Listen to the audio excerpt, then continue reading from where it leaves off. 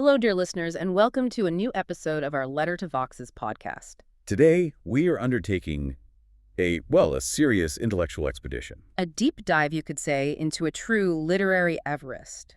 The monumental German novel Der Zauberberg, or The Magic Mountain by Thomas Mann. And we're not just, walking through the plot. We're using the source material to explore the intense, almost feverish world of this high-altitude sanatorium. Exactly. We're focusing on the author's own insights into how it was made, its themes of sickness and time, and the profound philosophical battles that rage within its pages. It's an exploration that really gives you a shortcut to understanding an entire epoch of European thought, all of it channeled through this very specialized and ultimately vanishing social world. A tuberculosis cure facility. But before we ascend the mountain with our hero, Hans Castorp, maybe we should briefly situate the literary giant who created him. Good idea. So we're talking about Thomas Mann, Paul Thomas Mann.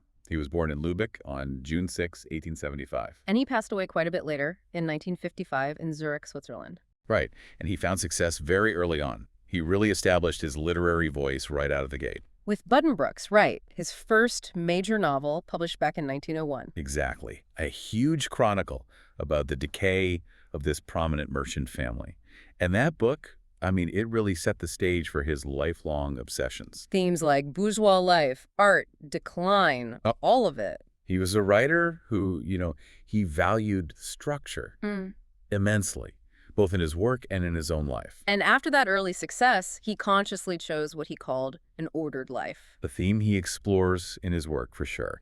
He married Katja Pringsheim on February 11th, 1905. It was a courtship he even literally processed in his 1909 novel, Königliche Hoheit. Royal Highness. So this pursuit of order was a conscious project for him, but it was always set against this intense personal complexity. A very large and complex domestic life. They had 6 children. And that personal backdrop feels so crucial here because it speaks volumes about the weight of his psychological explorations. The tragedy surrounding his family is just inescapable. Especially concerning his children. 2 of his sons, Klaus and Michael, both died by what's presumed to be suicide. How much of that deep personal struggle, that tension between order and chaos, life and death, how much of that do you think fed into this book's intense fixation on the pull of dissolution? Oh, it's impossible to separate the artist from the anguish. His whole focus on the genial way, the path to wisdom through sickness and death, it resonates so deeply with a life spent wrestling with that kind of darkness. And he wasn't just wrestling internally. Politically, Thomas Mann was remarkably engaged. He was. He wasn't content to just be a detached intellectual observing from the sidelines. Absolutely not. He became one of the few very active public opponents of National Socialism. Using his radio addresses, which were broadcast to the occupied territories, to speak out directly against Hitler and the fascist regime. Often with this biting intellectual contempt, he even mocked Hitler's rhetoric. I remember reading that he noted with this dark sarcasm that the war had one advantage. That it kept Hitler from giving cultural speeches. Exactly. It suggests a man of just profound moral and intellectual weight. Someone who felt compelled to channel all these observations into these massive, ambitious projects. Like the Magic Mountain. And that very ambition is rooted in a really personal anecdote, which is where we should probably begin this deep dive. Okay, let's unpack that Genesis story because it's a brilliant example of how a tiny spark of lived experience can just ignite an intellectual inferno. It really is. The entire foundation of this epic 700-plus page novel was rooted in just 3 weeks that Thomas Mann spent in Davos. At the sanatorium accompanying his wife, Katja. 3 weeks. That's the critical detail. He originally intended that period to be the full duration of Hans Castorp's stay. Just a quick visit. Right. But, as the sources detail, those 3 weeks became the blueprint for the 7 fairy tale years of his enchantment. The very premise of the novel is based on the mountain's power to just distort time and halt all action. And he almost got caught in that same trap himself, didn't he? He did. He recalls catching a troublesome cold while he was there observing his wife's cure regimen. The classic flatlander succumbing to the high-altitude dampness. So the chief specialist, Hofrat Behrens, and his assistant were right there, and he agrees, almost out of obligation, to an examination, just for order and security's sake. A procedural check that turns, a little dangerous. Behrens, who Thomas Mann noted was very similar to his fictional counterpart, quickly finds a Dämpfung. A dampening, so a sick spot on his lung. Exactly. And you have to remember, in that era, a tuberculosis diagnosis was a terrifying sentence for many people. And the doctor didn't pull any punches. No. He strongly advised Thomas Mann to submit to a 6-month cure right then and there. Wow. That's a huge decision point. A 6-month cure at Davos would have just paused his entire life. His writing, his trajectory, everything. Instead, he made what you could call a monumental literary choice. He chose to write Der Zauberberg instead of checking in as a patient. He was convinced that the impressions he'd gathered in just those 3 weeks were enough. More than enough, even. More than sufficient to understand the inherent intellectual and moral dangers of that milieu, especially for young, impressionable people. It's a remarkable example of an artist choosing critique over submission. And that danger is precisely what the sanatorium environment represents. It wasn't just a hospital, was it? It was a completely closed, self-contained world. The source material describes it as having this incredible absorbing power, this Einspannkraft. It didn't support life. It offered a replacement for it. A life replacement. A Lebensersatz. That's a crucial concept. And a luxurious replacement, too, which really speaks to its historical context. Because cures weren't measured in weeks, but in months, often extending into years. Ad infinitum, as the sources say. This kind of indefinite, prolonged existence was a very specific phenomenon of the pre-First World War era. Because it required a huge amount of capital. This kind of luxury could only exist under an intact capitalist economy, where wealthy families could afford to fund years of care without any fixed timeline for their sons and daughters to return to a productive life. The mountain just removes the necessity of time and accountability. And the effects of that stasis were devastating, according to Thomas Mann, particularly for the young people whose characters were still being formed. He observed that after just half a year, a young patient's world just shrinks. All they think about is taking their temperature and, idle flirting. But after a second half year, they're often permanently unfit for the flatlands, for the world below. The active, demanding sphere of responsibility and work. It ruins them for normal life. So in depicting this world, Thomas Mann was doing more than just writing a novel. He was composing a swan song for this whole vanishing lifestyle. He saw it disappear in his own lifetime. As medical science evolved, the need for the high-altitude cure just faded away. Right. He noted that lung therapy changed, and most of those Swiss sanatoriums eventually converted into sports hotels. Which means the novel becomes this incredible historical document, an epic description that serves as a kind of closure for a form of life, marking its obsolescence right before it vanished completely in the chaos of the 20th century. That historical context brings us right to the nature of the work itself, which, a lot like the sanatorium, just refused to stay within its initial bounds. There's a recurring pattern in Mann's career, isn't there? Underestimating his own projects. Exactly. He mentions this experience of underestimation, or what he calls productive self-deception, was common for him. Buddenbrooks, for example, was planned as this short, manageable 250-page book, and it just swelled into 2 strong volumes. Death in Venice was supposed to be a simple short story for a magazine. Even the massive Joseph and His Brothers novels were initially conceived as just a novella. Productive self-deception. That's a fantastic phrase. It suggests a kind of necessary blindness at the start. Right. If the author fully grasped all the philosophical rabbit holes and structural difficulties beforehand, they might lose the courage to even begin. The work itself develops its own ambition. It surpasses the author's initial will. And in the case of The Magic Mountain, that ambition became focused on its most fundamental subject, time. The novel is a Zeitraum, a time novel, in this fascinating dual way. We've already touched on the historical part. It's an internal portrait of the European pre-war epoch, capturing that fin de siècle decadence, the intellectual battles right before the storm. But the second way it's a Zeitraum Okay. is, well, it's far more abstract, more mysterious. That second way is the treatment of time itself as the subject. It's explored both through the hero's distorted subjective experience and through the book's specific artistic means. Thomas Mann was striving for nothing less than the suspension of time, the Aufhebung der Zeit. The narrative tries to create what he called a magical nunc stans. A standing now. Exactly. And this isn't done with fast pacing, but the opposite. Extreme detail, cyclical repetition. By detailing every mundane aspect of the routine, the temperature taking, the meals, the rest cures, the whole narrative structure freezes the action. It allows the world of ideas and music to exist in the state of full presence in every single moment. And we see that distortion reflected immediately in Hans Castorp's subjective reality. When he first arrives, he feels the initial few days are just stretched out into a whole eternity. He notices that a path you walk for the first time is significantly longer than one you know by heart. which is a relatable feeling, but he takes it to this deeper philosophical conclusion. He starts to believe that measuring time is ultimately impossible because we lack a dedicated, objective time organ. So for him, time becomes purely an emotional matter, wholly dependent on our internal state. When your routine is endless, how can you even measure time? And this suspension of time, this distortion, is what allows for the novel's second great theme, sickness as enhancement, or steigerung. Hans Castorp begins as the quintessential simple hero, doesn't he? Just an average, kind of dull engineer from Hamburg. He's only there to visit his cousin. He's the blank slate, the neutral observer you need to absorb all the extremes that are swirling around him. And the feverish, hermetic environment of the Magic Mountain acts as this intellectual and spiritual crucible. It enhances this simple material, the Schlichtstoff, the fever, the high-altitude discussions. They elevate him.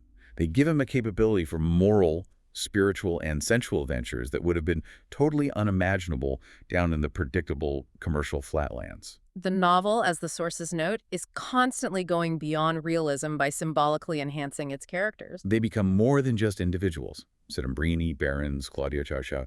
They're transformed into exponents, representatives, and envoys of spiritual realms. They're imbued with this symbolic weight that makes them walking ideologies or archetypes, though Thomas Mann was careful, that they shouldn't just become mere shadows or allegories. And this transformation leads to the core realization about the mountain's purpose. Hans Castorp learns that all higher health, all profound wisdom, must pass through the deep experiences of sickness and death. It's this idea that a knowledge of sin or suffering is a precondition for a higher form of understanding. This is Mann's update of the classic German Bildungsroman, the novel of education. Right. But instead of learning through travel and worldly experience, Castorp is initiated into life's great mysteries through stasis, through illness. It's the two paths to life, as Castorp explains it to Madame Chauchat. The first path is the usual, direct, and honest way, the life of the flatlands. Duty, health, straightforward morality. But the second path?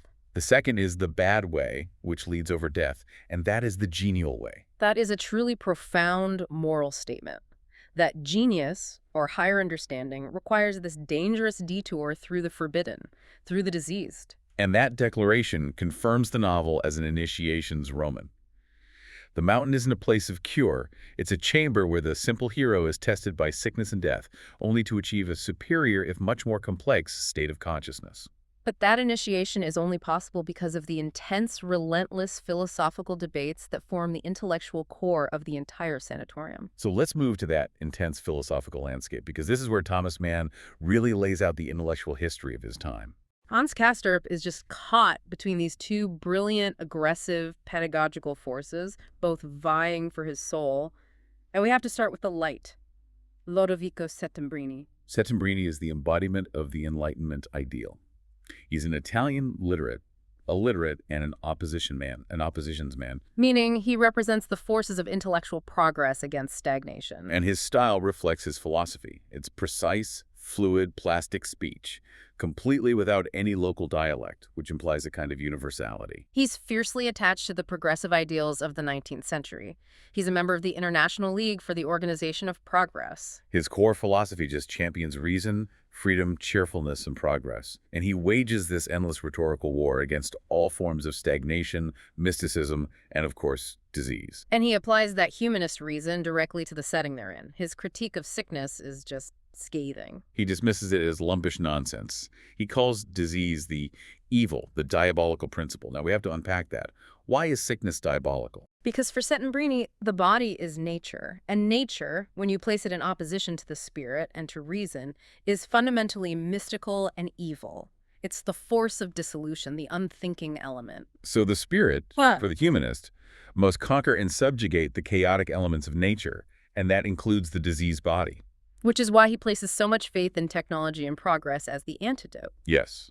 He argues that material advancement ships, telegraphs, expanding road networks are the most reliable vehicles for promoting human unity and moral perfection. They subject nature, they destroy prejudices, and they lead inevitably toward a future of sympathy and general union. It's almost a religious faith in infrastructure.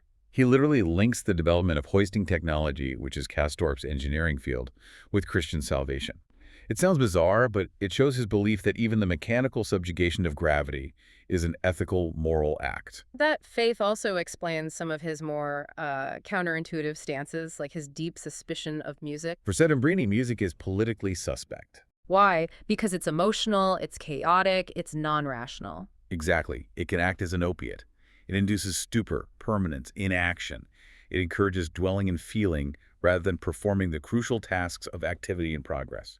A humanist must always be active. And his whole character is built on this foundation of revolutionary and progressive ideals. His grandfather was a Carbonaro. Part of an Italian revolutionary secret society. And Settembrini himself is a Freemason, embodying those Enlightenment ideals of liberty and rational structure. Which also explains, crucially, why he champions cremation as a progressive practice. Why would a method of body disposal even be a political issue? Because for him, it's the ultimate act of mastering nature. Cremation counteracts the disgrace of decay. Natural decay is messy, uncontrolled.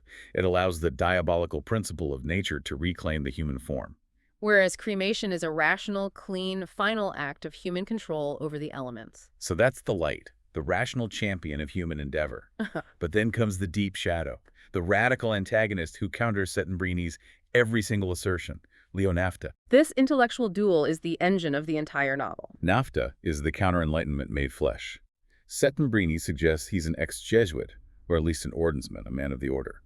Someone deeply rooted in hierarchical, scholastic, often mystical traditions. Where Settembrini demands rational external beauty, Nafta argues that the products of the soul are ugly before beauty and beautiful before ugliness. He just dismisses the physical, the sensory. For him, spiritual beauty is the only thing that's truly real.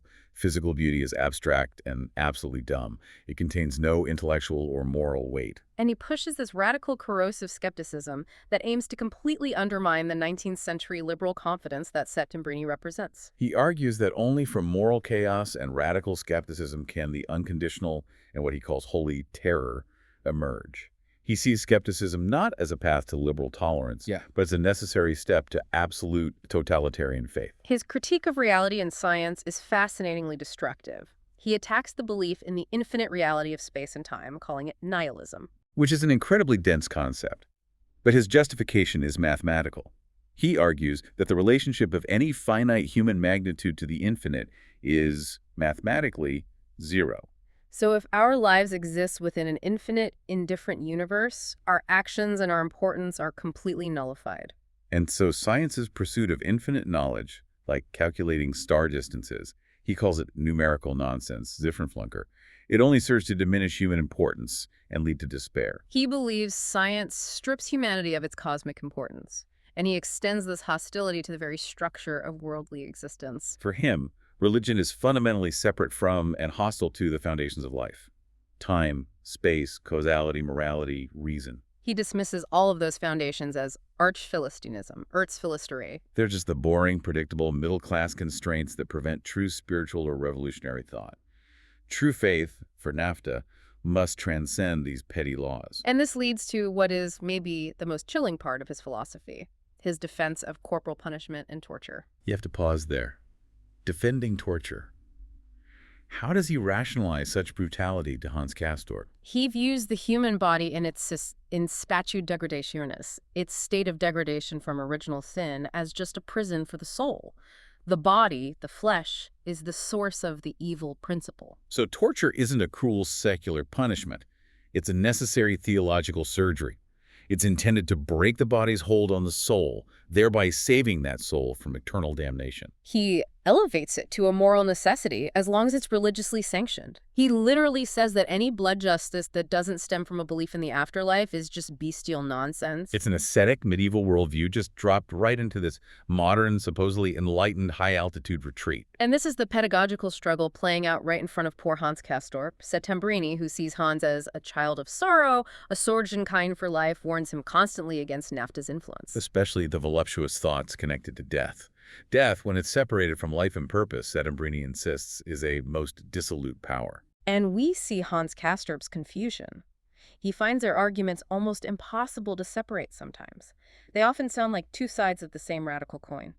He can't tell who's the devil and who's the mentor. especially when Settembrini, the champion of rational progress, starts connecting hoisting technology with Christian salvation. Mhm. It becomes a blur. He's caught, intellectually paralyzed, between the humanist and the radical, seductive skepticism of the Jesuit.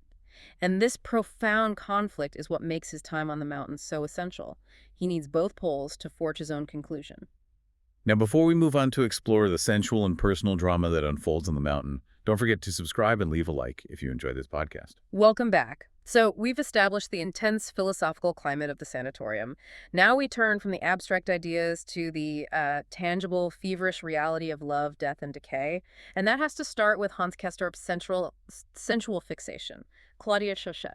Claudia is the primary catalyst for his entire 7-year surrender to the mountain stasis. She is introduced with this exotic, sensual air. She's described with a Tartar physiognomy and these unsettling steppe-wolf lights. She is the wife of a rough, corrupt Russian official, which makes her immediately alluring and morally ambiguous. She embodies the intoxicating pull of the East, of sensual chaos and irresponsibility, which is in such stark contrast to the ordered bourgeois life that Castorp left behind. He is utterly drawn to her. And he immediately notices her peculiar, slightly affected, slouching step. But Thomas Mann ensures this isn't just some shallow lust. Hans Castorp's fixation is deeply psychological.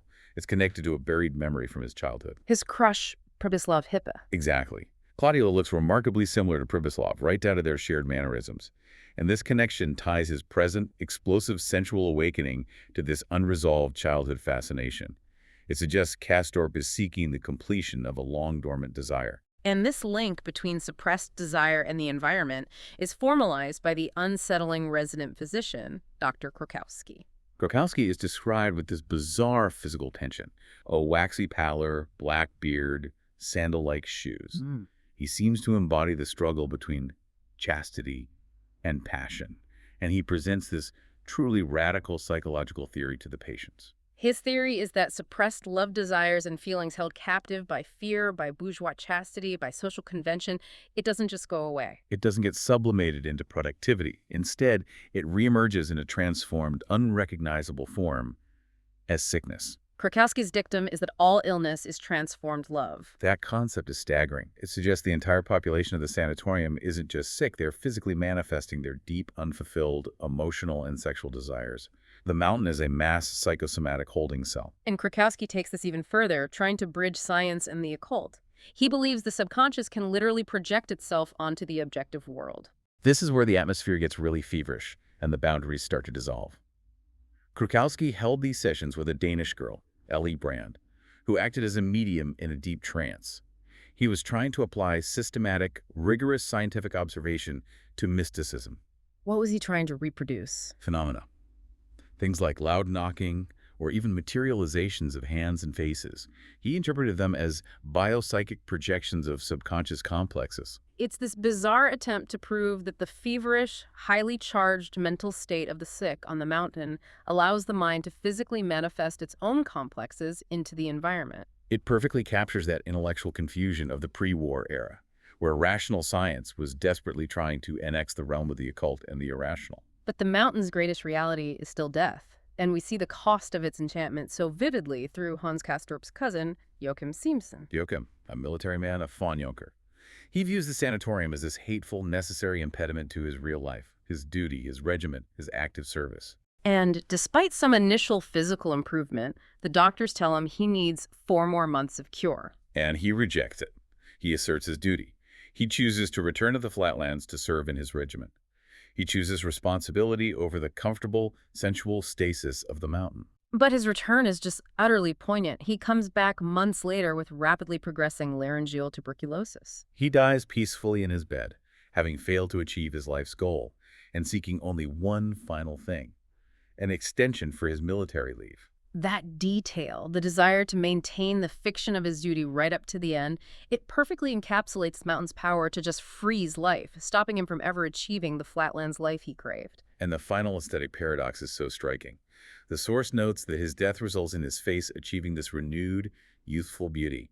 Death in this environment removes the anxiety of living and restores a kind of purity. That theme of consumed potential is everywhere. Thomas Mann describes the Davos graveyard, where visitors note the tombstones, English, Russian, German, Portuguese, and they all reveal this striking universal pattern. The lifespans are short, mostly covering youth and not much virtue. Lauter Jugend und keine Tugend. It's a literal field of lost potential, a testament to the mountain consuming the young. So if Settembrini and NAFTA represent the intellectual poles of the novel, then Peter Peppercorn represents the magnetic pole of pure, unanalyzed presence. He arrives as Claudia's new companion after she returns from her first departure. Peppercorn is a tremendously wealthy, retired colonial businessman. He's suffering from a malignant tropical fever, yet he's described as kingly, a man of overwhelming large format. His presence is so substantial that he just utterly overwhelms the intellect of both the rational Settembrini and the mystical NAFTA. He just renders their arguments moot. Hans Castrup is forced to conclude that Peppercorn's power doesn't come from his intellect. He's described explicitly as a dumb old man, the kingly zero. Nor does it come from physical strength, which is failing him because of the fever. His power comes entirely from this mysterious concept of personality. This is a force that transcends the binary debates of Settembrini and NAFTA. Personality, in Peppercorn, unites all the opposing categories, sense and nonsense, physical and spiritual, into this singular, overwhelming manifestation of life force. He is an elemental force that refuses to be categorized by either humanism or scholastic theology. He's the ultimate rejection of their intellectual battle. And yet, even this elemental, kingly zero meets a tragic and specific end. Peppercorn, who, in his own strange way, sees himself as God's wedding organ. A reference to the primal sexual nature of life force. He commits suicide. And his method is definitive. He drinks a cocktail of kava kava and snake venom. It is a final, grand, despairing act over the failure of his life force to overcome its physical decay. Even sheer vitality cannot escape time and death on the mountain. After years spent in this intellectual confusion, this sensual fixation, witnessing these tragic realities, Hans Castrup is finally spurred towards some kind of resolution. And it culminates in the novel's pivotal centerpiece, the snow dream sequence. This all begins with Hans Castrup's solitary ski trip, a moment of intentional self-isolation. He's driven by a feeling of challenge, Herausforderung, and defiance against the common-sense advice to be cautious in the mountains. He just willingly plunges into the wild, silent unknown. And it's during this excursion that he has this moment of profound, scientific, poetic observation. He pauses to examine the snowflakes falling on his sleeve. They appear formless, random, elemental, yet he knows that under scrutiny they are minutely precise jewels and order stars. He recognizes that each one is unique, yet they all follow the same six-sided schema, a fundamental, inorganic pattern. And this is a crucial observation for the synthesis he needs. The idea that even formless nature adheres to a geometrically perfect order, and that order is shared, being the same inorganic substance that makes up the life plasma of human bodies. The world is unified in its structure, even in its chaos. And then the elemental forces strike. A sudden, violent snowstorm forces him to shelter in a sanatorium hut where, half-frozen and delirious, he has the pivotal dream vision that finally offers him the synthesis his intellect couldn't find with his mentors. The dream presents two drastically contrasting, highly symbolic images. First, the vision of the humanist ideal. A friendly, sun-drenched scene of classical human activity, young people playing, dancing, engaging in archery around a sparkling sea. This is the vision of balanced, joyous, rational life that Settembrini champions. But then the vision shifts sharply to Gothic horror. He enters a stone temple and sees a beautiful, mournful statue of a grieving mother and daughter. But behind the sculpted, artistic image, he finds the true horror, the elemental reality.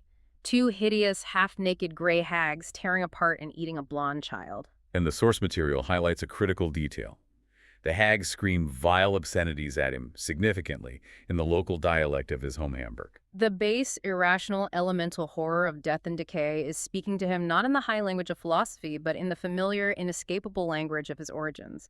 The juxtaposition is just so stark. The beautiful, sculpted form of sorrow, the mother and daughter, over the horrific, raw reality of cannibalistic destruction. The civilized ideal is just a thin veneer over the terrifying reality of the natural world. And when he awakens, shivering but with this new clarity born from the fever and the vision, he achieves his ultimate conclusion. The intellectual conflict between Settembrini and NAFTA, which had paralyzed him for 7 years, is finally transcended. He understands that his final conclusion must be an act of choosing consciousness and kindness, Bewusstsein and Goethe, over the elemental horror of death and dissolution. He realizes he can't deny the reality of the hags, the horror, or the power of death, but he can consciously choose to assert the dignity of humankind and thought despite that reality. The lesson isn't to deny sickness or death, but to use the profound knowledge gained from this initiation to affirm a higher, freely chosen human morality. A morality based on love and respect, rather than based on reason, like Settembrini, or terror, like Nafta. This is his synthesis. He chooses human dignity over natural chaos. But the very end of the novel shows that this hard-won clarity might not be enough to save him. The great historical storm of the First World War finally breaks the enchantment, pulling him from the mountain down into the flatlands. But that time distortion remains a critical and moral problem right to the very end. He loses all sense of measured time. He starts mixing up large spans, saying yesterday for a year ago and tomorrow for next year. And the author labels this ultimate distortion an error and confusion and a highest concern, suggesting a dangerous moral lapse. The novel then leaves him potentially singing in the mud, facing the rising storm of World War I. His choice of Bewusstsein and Goethe must now face the reality of global war. So to offer a quick summary of this monumental and rich work, here are the core takeaways you can carry forward from this deep dive. First, the novel is an indispensable historical and personal document. It chronicles a vanished pre-war social structure, the luxurious, indefinitely funded sanatorium life, a world that could only exist under those specific, isolated capitalist conditions, providing Thomas Mann with the perfect crucible for his ideas. Second, the novel presents an essential philosophical conflict. The dualistic struggle between Enlightenment humanism, championed by the rational, progressive Settembrini, and the seductive, nihilistic, mystical skepticism promoted by the ascetic Leo Nafta. Third, and central to the hero's arc, is the transformative role of sickness as a catalyst. It acts as Steigerung profound personal and spiritual enhancement. It turns the simple hero into someone capable of deep knowledge, confirming the novel as an initiation's Roman. And finally, the novel's core theme is Hans Castorp's long, confusing struggle to find a synthesis in the face of stasis. That synthesis is the necessity of making a conscious human choice for life, love, and dignity. Bewusstsein und Güte, despite the profound elemental reality of death and decay he witnessed on the mountain. We noted that ultimately, Hans Castorp's moral perspective collapses when he loses his sense of chronological time, seeing a year as yesterday and tomorrow for next year. The author labels this loss of clarity a highest concern. It makes you consider what it means in our own modern world of constant notifications and information overload when we allow our immediate digital or social concerns to become so expansive and our perception of purpose-driven time so distorted that we lose the clarity of moral perspective. Are we too settling into the comfortable, confusing stasis of an enchanted mountain, confusing our feverish present with our essential future? Something to ponder as you return to the flatlands of your own active life.